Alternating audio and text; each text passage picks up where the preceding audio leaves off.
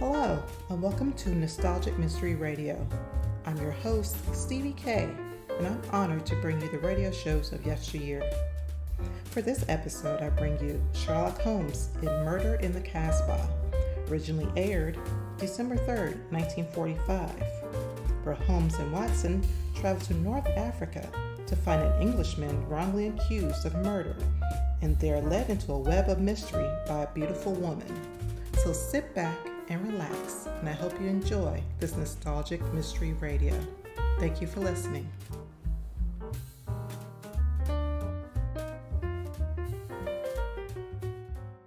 This episode from the life of Sherlock Holmes will be transmitted to our men and women overseas by short wave and through the worldwide facilities of the Armed Forces Radio Service. Petri Wine brings you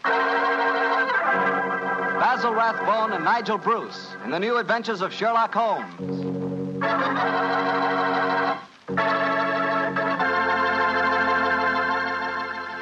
The Petri family, the family that took time to bring you good wine, invite you to listen to Dr. Watson tell us another exciting adventure he shared with his old friend, that master detective, Sherlock Holmes. And as for me, well, I'd like to tell you that a time like right now is the perfect time for a glass of Petri California Port. After you've had a good dinner, boy, Petri Port is a real topper. That rich, deep red Petri Port is really an extraordinary wine. Even its color's different. And as for its flavor, well, it'll take a better man than me to describe that. Petri Port is a hearty wine, sure. And every other quality that you look for in a good port, you'll find in Petri Port, and then some. Try Petri Port by itself, or serve it with fruit, with nuts, or with cake. But share it with your friends, will you? Because you can serve it proudly. After all, it is a Petri wine, and that name Petri is the proudest name in the history of American wines.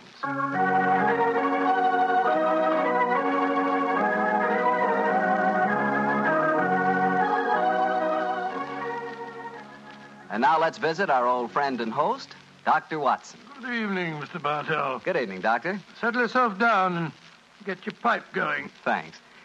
Doctor, last week you told us that tonight's story took place in the Casbah at Algiers. Yes, the Casbah. I remember it as the place of countless streets winding up and down, past colorful cafes where 100 tongues were spoken. And often a street would end in shadowy darkness, which a man would be foolhardy to enter alone. Yes, Mr. Bartell, that was the Casbah that Sherlock Holmes and I knew in that winter of '99. Well, how did you happen to be out there, Doctor? Do you mind if I tell you the story from the start, Mr. Bartell? It really began on a wintry night in Baker Street at the conclusion of the strange murder in Montrevor Castle.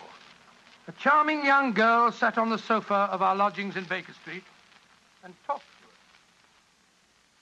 us. But, Mr. Holmes, you can't say you'll have nothing more to do with the My dear Miss Montrevors. Stretfield, I found the true murderer of the Dowager Countess, and he committed suicide. Surely the case is ended. Yes, Mr. Holmes, you found the real murderer. But now I want you to find the unfortunate young man who fled England 5 years ago when he was suspected of a crime. This is a new development, Miss Stretfield. Please tell us about it.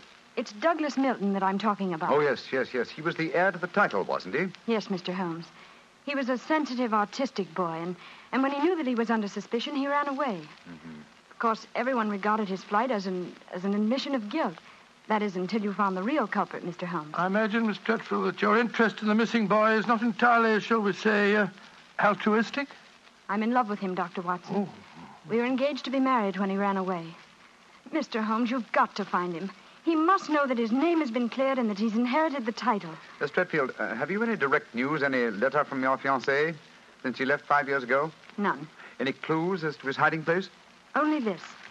It's a painting I received anonymously a year after he had left. Oh. It was sent from a forwarding address in London. Here it is, Mr. Holmes. Thank you. It's a small oil painting. Very good one, too, I say. Yes. He's a splendid sense of composition, and his use of color is unusually brilliant. You recognize this painting as the work of your fiancé, Miss Stretfield? I'm certain of it. Yes. Wonderful use of color. Observe the delicate shadings of that sunset and the brilliant green of the oasis. This scene is extraordinarily reminiscent of the desert in North Africa. Yes, that's what made me say I was certain he'd gone abroad, Mr. Holmes. But why should he go to North Africa? A good place, Watson, for an Englishman who imagines himself to be escaping justice. Remember, the Foreign Legion is stationed there. You think he might have joined the Legion, Mr. Holmes? Ah, it would seem logical. No question to ask to those who join it, and its colorful obscurity might easily appeal to a young fellow in trouble. Hello. What is it, Holmes? Oh, quite a few grains of sand in between the canvas and the frame here. Miss Tretfield, do you mind if I pry the canvas loose? Do anything you like, Mr. Holmes, if it gives you any clue to Douglas's whereabouts. Give me your penknife, will you, Watson? Yeah? Thanks, old chap. Wait a minute. Here we are. Can you see anything? Uh-huh. Look. The word sheriff. And Ella Froon are stamped here. Sheriff is probably the framer's name, and Ella Froon is a town some 50 miles from Algiers. That settles it. Miss Tretfield, I accept your case.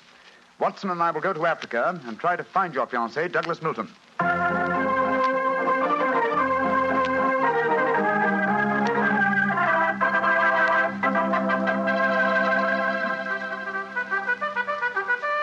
Monsieur Sherlock Holmes and Dr. Watson. I have heard of you so often, but I never thought I should see you here at the headquarters of the Foreign Legion. What can I do for you, gentlemen? Well, Colonel Brisson, I'm trying to trace an Englishman who has been missing during the past 4 years. I have reason to believe that he might have joined the Legion. Yeah, I shall look in my records. Let me see. 4 years ago would be 1895. If Sherlock Holmes is tracking him, then I suppose he was in trouble in his own country. If he was in trouble, he might easily have come to us. We ask no questions. 97, 96, 95. In that year, 3 young Englishmen joined us. One of them died of dysentery 2 years ago in Cedar Raji. One of them deserted 18 months ago, and we have been unable to trace him. The third is my adjutant, who brought you into my office just now. And he is, I would say, about 3 inches shorter than Douglas Milton. And men do not shrink in the Foreign Legion, eh, Colonel? They do not, Monsieur Holmes. And the fellow who deserted must be our man. Unless it's the one who died of dysentery. Colonel de Brisson, how would you advise us to set about trying to find a deserter? Monsieur Holmes, there's only one place in Algeria where a man can hide from the Foreign Legion and remain hidden. Oh, and what's that place? The Casbah in Algiers. Then that's our destination, Watson. Be very careful, please, gentlemen. The Casbah is a place where the law is exiled. The police have no jurisdiction there. The only rule is that of strength, violence, and trickery. We shall be very cautious, I assure you. Goodbye, Colonel de Brisson, and thank you for your help.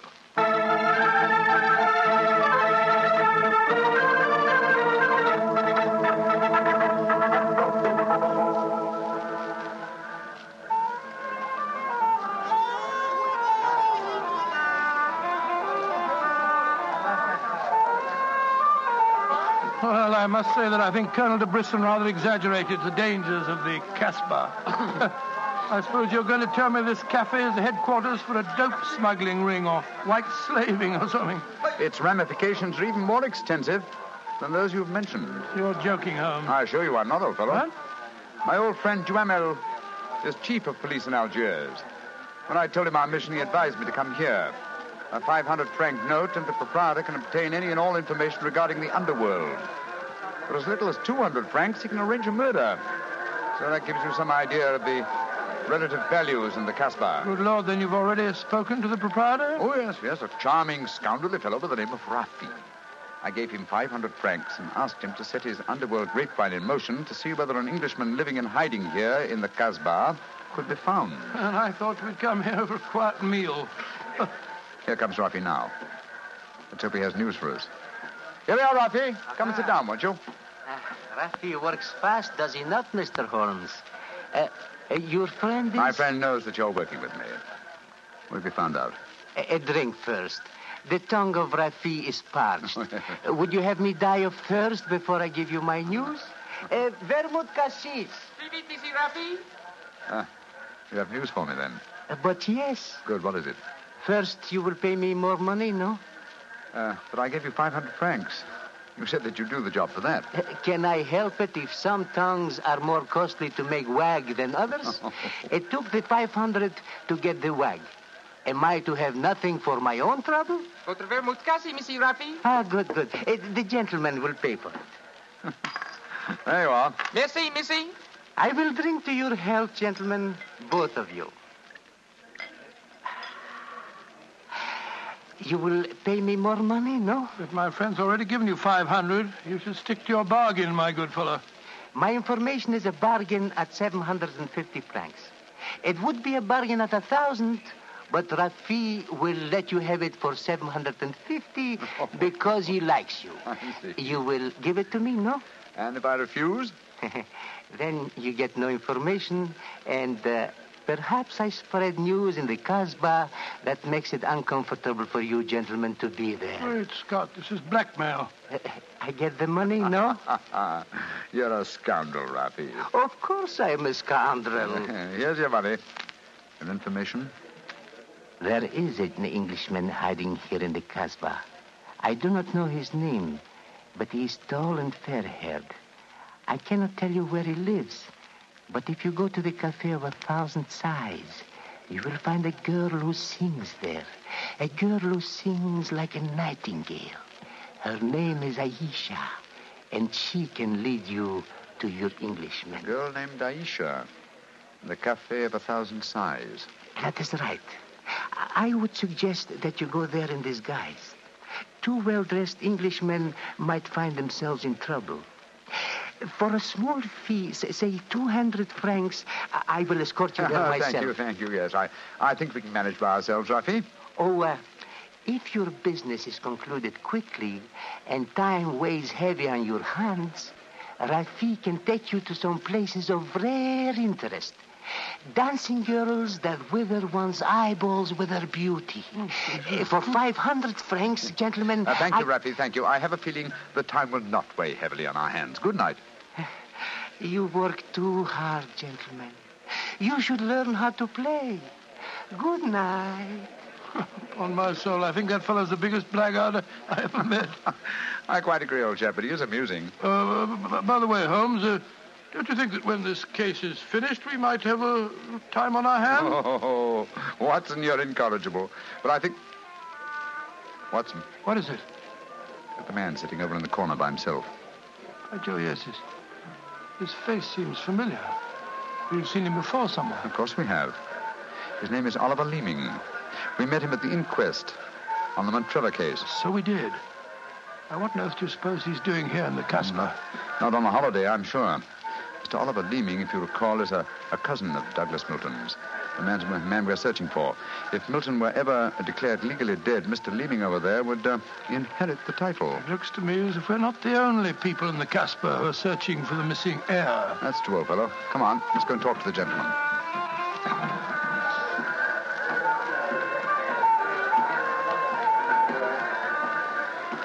Mr. Oliver Leeming, how very odd to meet you here. Well. Sherlock Holmes and Dr. Watson, won't you sit down? Thank you. World's a small place, isn't it? Or has somebody said that before? I wondered if you'd spot me over here in the corner. Oh, you saw us then? Of course. But you seemed to be in such deep conversation with that scoundrel Rafi. I didn't like to disturb you. Very considerate of you, I'm sure.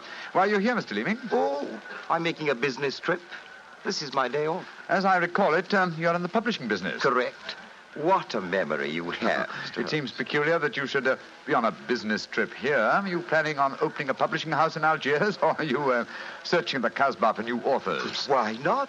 I'm a great believer in encouraging new talent. Mr. Leeming, why don't you admit that you're here for the express purpose of trying to find your cousin, Douglas Milton? Mr. Holmes, you've discovered my secret. The great Sherlock Holmes and his watchdog have their eagle eyes on me. They know that I succeed to the title if Douglas Milton dies. Yes, Mr. Leeming, we know that fact. And you have fathomed my plan to find Douglas before me and kill him so that I may inherit the title. How lucky I am to meet you in the Casbah, where you cannot arrest me. Well, it's a race against time, gentlemen, but I have a head start, as you will soon find out. Goodbye, and the best of luck to you. Extraordinary fellow. He's joking, of course. I believe not, Watson. I think he labors under the whimsical belief that the best method of discounting the truth is to state it as boldly so that it will not be believed. Great Scott, then we must work fast. Yes, old chap, we must. I'm sure that we're entrants in a race against death. We must get back to the hotel and into our disguises as quickly as possible. After that, we shall visit a young lady named Aisha in the Cafe of 1,000 Sighs. And I'm certain, Watson, that it will be the first time two men have ever entered the Casbah for the express purpose of preventing a murder.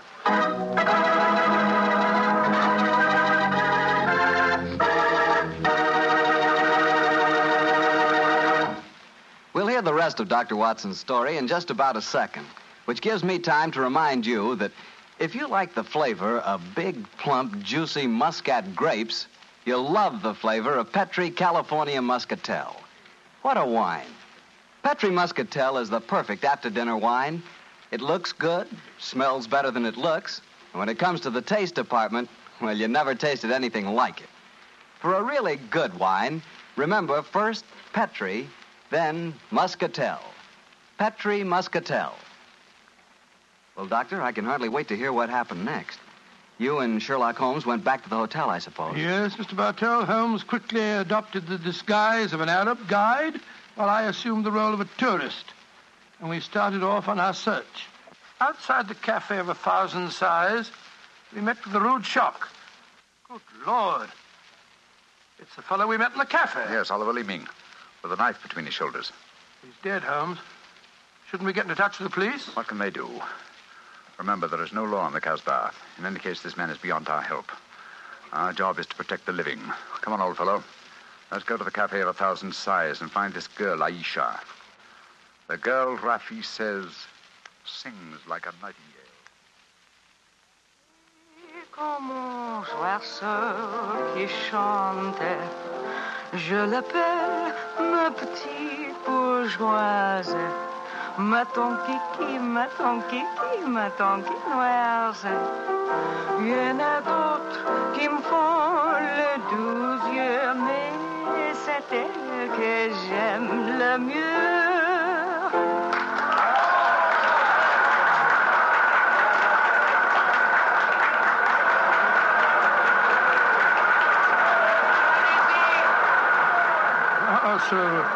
So that's the girl, Aisha. She's very beautiful. Don't forget our role of tourist and guide, old chap. Master, would wish to meet this Aisha? Very much indeed. I will see if it can be arranged, Master. Wait here for me, Watson. I'll see what I can do. Right you are, Holmes. Be careful now.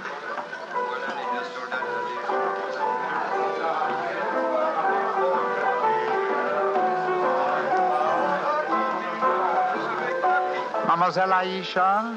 What do you want, greasy one? There is an Englishman at the table over there. He wishes to talk to Aisha. Which one is he? The man who sits at the table in the corner. He is very rich, Aisha, and he admires you a great deal. He told me to give you this 500-franc note. So? Very well. You may bring him to my rooms.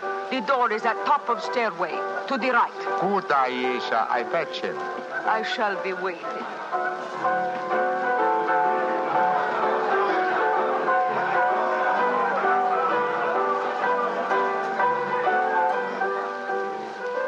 Aisha will see you, Master. Follow me, please. Oh, very well. I hope you know that you're going to handle this, Holmes. Don't worry, Watson. In this case, I think honesty will be the best policy. Well, I'm not so sure. This place is a thieves' kitchen if ever I saw one. You better be careful. First door to the right at the top of the stairs. This is it. Come in. Oh, come and sit over here, Mr. Englishman. Greasy one, you may leave us. Mademoiselle, I may as well tell you at once that I am not an Arab guide. My name is Sherlock Holmes. What do you want with me? Why you trick your way in here? Don't be frightened, mademoiselle. I can explain our mission in a very few words. My friend and I have come in search of an Englishman by the name of Douglas Milton.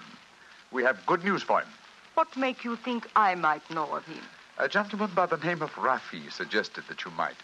What is your good news for this Englishman? That he has been cleared of suspicion of murder and that he is the rightful Earl of Montrevor. That means when he knows this, he will leave the Casbah and return to his country? Naturally, madame. I do not know this man. I have never heard of him. Here is your 500 francs. Goodbye. Not so fast, Aisha, mon petit chou. I've been listening from behind these curtains. Gentlemen, allow me to introduce myself. My name is Douglas Milton. Douglas Milton, we found you at last. It gives me infinite pleasure to have succeeded in my mission. How do you do, sir? Oh, this is very exciting. Yes, I think the occasion calls for a drink. What will it be, gentlemen? Well, I think a glass of port would be very nice, sir. Yes, it would be the most appropriate for toasting the new Earl of Montrevor. Splendid, splendid. Aisha, bring glasses and a bottle of port and some creme de menthe for me. You are not going to England. I will never let you leave me. Oh, stop being so melodramatic, Aisha. Please bring 2 bottles and some glasses. Very well. I am sorry. Mr. Holmes, I can't tell you how I appreciate your trouble in coming all this way to find me, but well, I must tell you at once, there's one problem that makes it difficult for me to leave this country. You see, I deserted from the Foreign Legion. Yes, we know that, my boy. In fact, that's how we first got onto your trail. I shouldn't let that fact worry you, Mr. Milton. I'm certain the British consul in Algiers can arrange to have any charges dropped against a peer of the realm. Oh, well, I never thought of that. Here are the bottles. You must excuse the glasses, gentlemen. Tumblers are hardly correct, I suppose, but... well, they won't spoil the flavor, I'm sure. 2 glasses of port and a creme de menthe for me. Only 3 glasses, Aisha? Bring a glass for yourself. I do not wish to drink. And I insist that you do. Bring a glass, Aisha. Why should I drink if you are leaving? Mr. Milton, do you know Oliver Leeming? Oh, of course, he's my cousin. Yes, he came here half an hour ago and threatened me. Did you also know that he's lying dead in the street? Murdered? Well, yes, I did. If we went in the Casbah, I wouldn't tell you this, but Aisha stabbed him. She followed him when he left here. He killed him and then slipped back just in time to sing a song a few moments ago. Oh, you needn't look so shocked, Dr. Watson. Life is cheap in the Casbah, and Aisha is a girl of violent passions. Come on, let's drink. A toast to the new Earl of Montrevor. Oh, excuse me, sir. You took the wrong glass. You were drinking my port. Oh, silly mistake. I can't bear port. Very un-English of me, I'm afraid, but, well, after all these years, I don't feel particularly English. In fact, I'll probably find it very hard to adjust myself to the old life when I go back. Or perhaps I should say, if I go back. Since you feel that way about it, Mr. Milton, why go? You can claim the title and the revenues of the estate without leaving Algeria. You could stay here and live on the income. I didn't realize that would be possible. You sure I could do that? Oh, yes, I'm quite certain of it.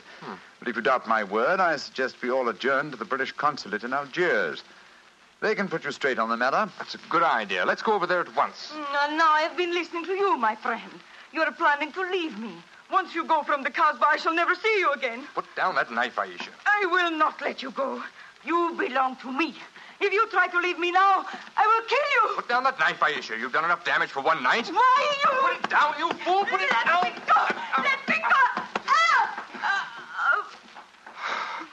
She twisted the knife on herself as she fell. Holmes, help me turn her over.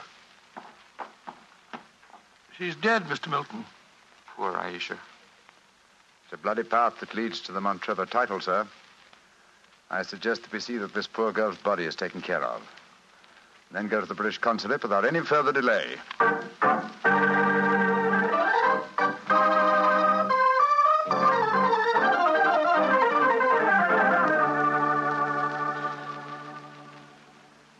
Now that we're at the consulate, Mr. Milton, I suggest that you swear on oath that you are Douglas Milton, heir to the Montrevor estate. This gentleman is a commissioner of oaths. Then we can go in and see the consul. Very well. Now, raise your right hand, please, and repeat after me. I hereby solemnly swear that I am Douglas Milton, the missing heir to the Montrevor estate. I hereby swear that I am Douglas Milton, missing heir to the Montrevor estate. Thank you, sir. And now, if you'll sign the statement here, these gentlemen can witness it. There you are. Thank you, sir. And now, if you gentlemen will sign. Yes, certainly.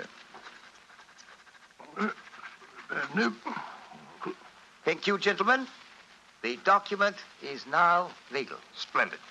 Now, let's go over and see the consul. Not yet, my friend.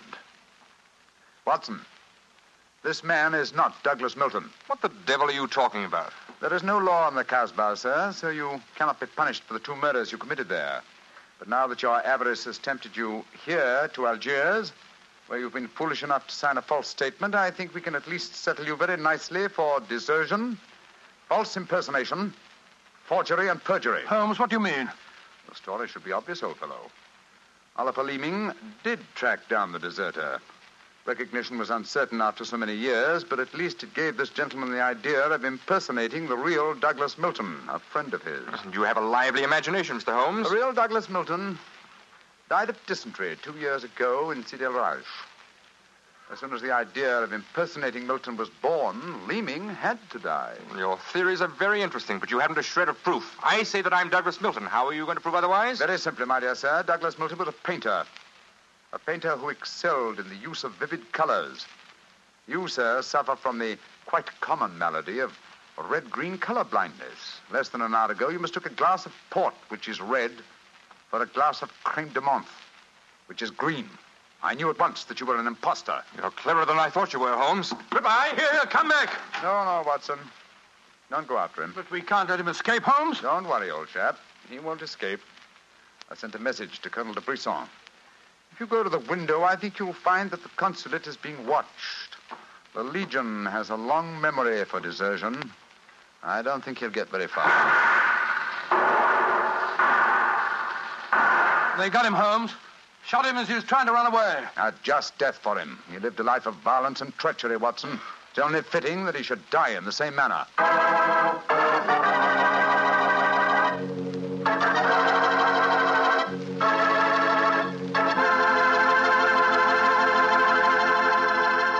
Doctor, that was a swell story, but you know something? I wish you hadn't disillusioned me about the Casbah. Disillusioned you? What do you mean? Well, before I heard your story, whenever somebody mentioned the Casbah, I'd always visualize a very glamorous, romantic sort of place full of beautiful women. Every one of them a ringer for Hedy Lamarr. No. Yep. And I could just see myself, handsome, dashing, going up to one of those beautiful girls and whispering in my fine French accent, "Darling, you're a sensational. You're a lovely, gorgeous. Tell me, have you ever tried Petri wine? It's wonderful." Well, you must admit, Doctor, that is the truth. It is wonderful wine. It certainly ought to be. You're incorrigible. After all, winemaking has been the business of the Petri family ever since way back in the 1800s. For generations, the Petri family has handed down from father to son, the fine art of turning luscious, sun-ripened grapes into fragrant, delicious wine. And don't forget, because the making of Petri wine is a family affair, the letters P-E-T-R-I on a bottle of wine are the personal assurance of the Petri family that every drop of wine in that bottle is good wine. So no matter what type wine you prefer, for any occasion, remember you can't go wrong with a Petri wine because Petri took time to bring you good wine. Well, Doctor, now I suppose you're ready to tell us about next week's story? Yes, and as soon as I have, I want you to meet a friend of mine. Friend? Yes. But first, Mr. Bartell, next week, I'm going to tell you an adventure in which, for once, Holmes came off second best. An exciting story of high society and romance. I call it A Scandal in Bohemia. Boy, that sounds swell. And now what about your friend? Well, he's waiting at the microphone in San Francisco. He's Dr. Langley Porter, and he wants to tell us about something very important. Dr. Langley Porter. Thank you, Dr. Watson. Radio listeners, tonight in Italy there are thousands, many thousands, dying of cold and hunger. Babies, children, expectant mothers, old folks, dying for want of clothes, want of food. This organization, American Relief for Italy, appeals to you to search your homes for anything that can be made useful for starving, freezing men, women, children. Clothing, layettes for babies, diapers, shoes, food, surgical supplies, but above all, clothes, clean clothes, fit to wear. Take them to the nearest fire station. That your gifts will reach the Italians who need them, you may be sure. Americans of this organization will distribute the packages in Italy through the Italian Red Cross, the Catholic Relief Organization, the League of Italian Women, the Confederation of Italian Labor, and the Italian government. In California, rationing has gone. Christmas comes. There, in Italy, death is on the prowl. Radio listeners, lives can be saved. It's up to you. Thank you, Dr. Langley Porter. I know that our friends listening in will do all that they can to help the organization American Relief for Italy. Tonight's Sherlock Holmes adventure is written by Dennis Green and Anthony Boucher and was suggested by an incident in the Sir Arthur Conan Doyle story, The Crooked Man. Music is by Dean Fossler. Mr. Rathbone appears through the courtesy of Metro-Goldwyn-Mayer and Mr. Bruce through the courtesy of Universal Pictures, where they are now starring in the Sherlock Holmes series. This is the Mutual Broadcasting System.